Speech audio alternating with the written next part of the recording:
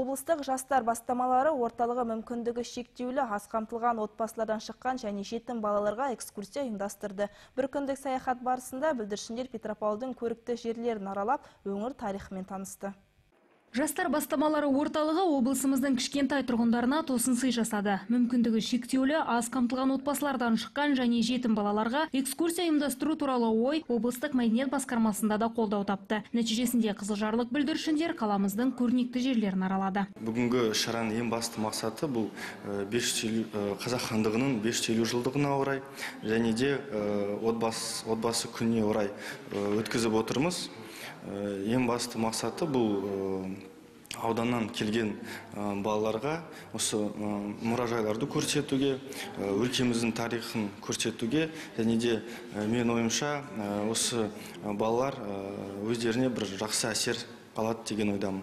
Бұған дейін бізге Ғабит Мүсірепов ауданының жастары келген болатын.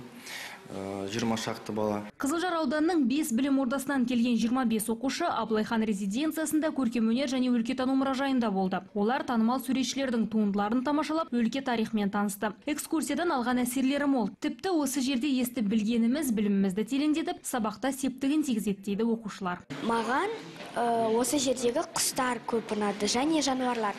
Бұл жануарлардың ерекшелігі олардың көп екені және ағаштардың көп екені. Мен онда көп ақпарат алдым өзіме. Және бұл ақпараттар маған өте пайдалы болады деп. Аңдардың ерекшелігі олар тірі сияқты болды. Мен онда әдемі суреттерді көрдім.